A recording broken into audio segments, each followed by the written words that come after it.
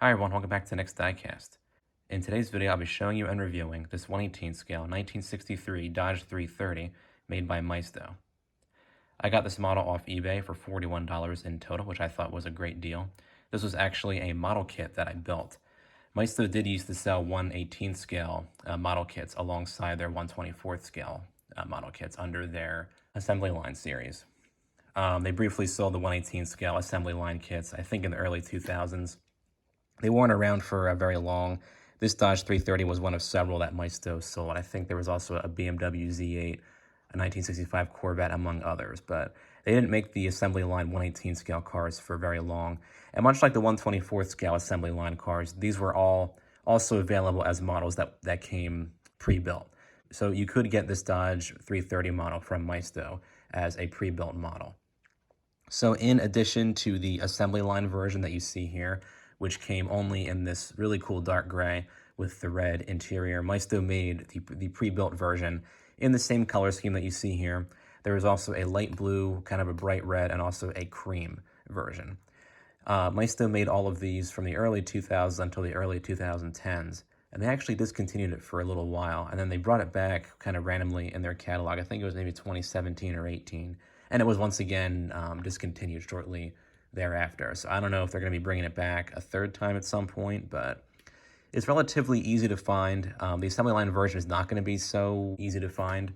I've seen many of these go for near $100 on eBay, but occasionally you can find the unbuilt, mitten boxed model kit version, like the one I got for under $50, which I think is a good price, considering that it's been discontinued for over 15 years now at this point. So the real Dodge 330 was made from 1962 until 1964. It was the successor to the Dodge Polara, I think it was called. And Dodge sold a 4-door and a 2-door version of the 330. In terms of other die-cast models of the 330, I think this is actually the only one you could get in 1/18 scale. I think maybe one other manufacturer made a 330 in this scale, but it wasn't a 1963 model. It was a different year, but I think Maisto overall did a good job with the details on this model in general. And as a model kit, this was a pretty engaging build, as you do hear me say in my unboxing and build video, which I will link in the description. It came, I think, with a good ratio of parts to install. There was no gluing required at all, which was fantastic. Of course, the die-cast body was, like pre-painted, and it was overall a pretty fun build. The steering was a bit hard to put in. In the instructions, Maisto had you put the dashboard on first, and then when you got to the interior portion, kind of stick the steering wheel through into the front wheels as like a separate part. But I found that kind of hard to do, so I clipped the steering wheel onto the dashboard when I installed the dashboard, and then I was able to kind of clip on the end of the steering wheel to the front wheels, which you can see there's kind of a small connection tab right there. And the steering systems are always kind of hard to put through that hole where that tab is. And the assembly line kit was no exception to that. But I eventually was able to get the steering system working, as you can see here, and it turned out very good. But aside from that little, I guess setback there, this model kit was a pretty fun build. And I think as a model in general, Maisto does do a pretty nice job with the details on here. So this assembly line kit will be identical in terms of details to the pre-built version. So we'll go ahead and get into the details of the model. Speaking of details, Maisto, I think, did a good job with the front end of the car here. The 330 kind of has an unusual headlight setup going on. Almost kind of reminds me of the Dodge Dart from the same year. I think it was actually based off the Dart, just a slight bit at least. But overall, good job with these lights. They have a nice kind of chrome band around them, which is a separately cast plastic piece. You have a nice texture on the lenses, but you do have some pegs in the centers of these headlights, but that would kind of be where the light bulb would be on the real cars. I don't think that's a big deal. And the grille is also very well done. It's actually a perforated grille, which you don't see too often on Maisto models. And it's done in kind of a nice chrome, along with that bumper down there too. And then on the hood, you do actually have a separately cast badge, which is pretty cool. Maisto usually was doing, stickers or just painted on badges, but up here you do have the separately cast chrome piece, which is a cool touch. Paint quality on the model is fantastic. And just the overall look of this paint scheme. I love the dark gray paired up with the red interior. It just looks great. But a nice metallic paint finish. I think the light blue and the white versions won't be metallic. And neither is the red, I don't think. So this is actually the only metallic version that you would be able to get this gray. I think this is personally, I think this is the best color that Maisto offered on the model. So I would recommend getting this color if you do end up buying the model. But nice and smooth paint finish throughout. There's no orange peel or rough areas or anything, and that's just really good to see. On the side here, Maisto does a good job with these wheels. With the assembly line version, you do have a choice of all chrome wheels, or in this case, you have the body color kind of dog dish wheels with the chrome hubcap in the center. The chrome versions will be the same wheel, but the body color part will instead be chrome, so you have kind of all chrome wheels. I decided to go with the stock wheels because I think the gray kind of pairs up nicely, of course, with the gray paint. But you don't really see any, brake discs or calipers because, well, the whole entire wheel would be covering it. But you do also get full steering and suspension on this model, which is a cool touch. And then further along the side, kind of a nice silver pinstripe going down the whole length of the car, and you have a separately cast plastic piece for that door handle there. And then you do have the vent window. That's a separate piece that you do install if you get the model kit version. And then you have the 330 badge back here and the Dodge badge up there on the fender, which look very well done. They're not separately cast plastic pieces, of course, but they're kind of painted on there nice and flush.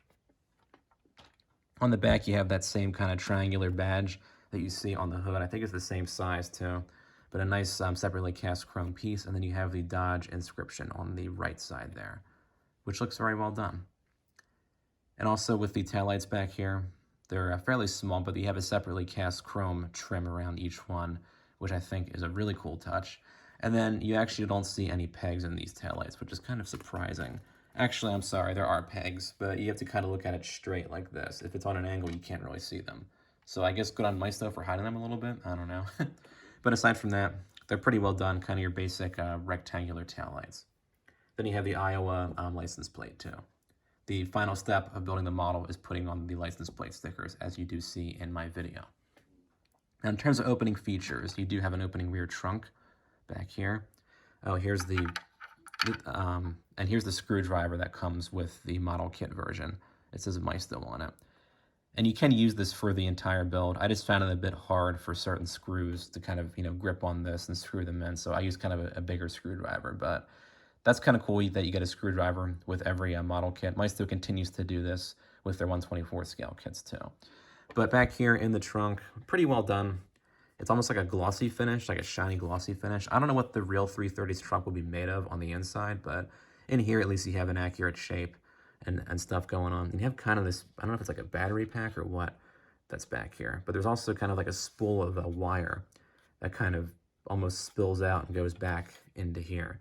That wire is, of course, not removable, but Maisto actually molds it into this plastic here, and it looks like a real wire, which is interesting how they managed to do that. And this thing, of course, isn't, you can't pull it out or anything. I think it's a separate piece, but you can't really pull it out. This comes already inside the trunk pan when you build the model. So yeah, kind of interesting, I suppose. I wonder if there'd be like a spare tire down there somewhere if this were the real car. I'm not too sure on that, but there's the trunk for you. And of course, you do have the opening hood. And speaking of the hood, you do have a hood scoop on here. It's a separately cast plastic piece, kind of a different shade of gray from the rest of the car. Not sure if the real 330 would have that or not, but Maisto does put it on there.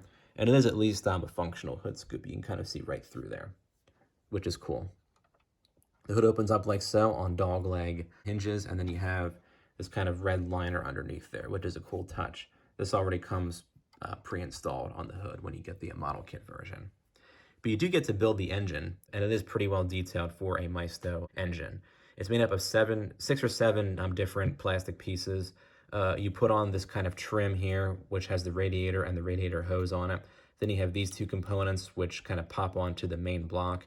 And the main block is made up of actually 3 pieces. You have the top part, the bottom part, and this kind of center portion that has wires on it.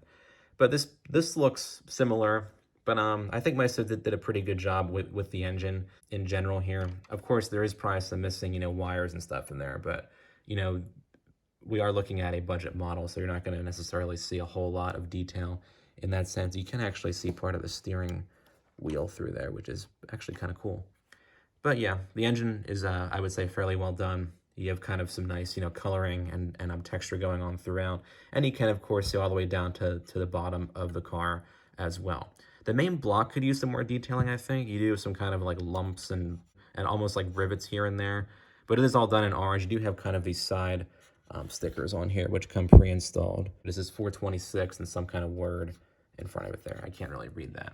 But I think it's overall a decent engine for a Maisto model. Go ahead and close that up. And of course, you have opening doors on the model as well.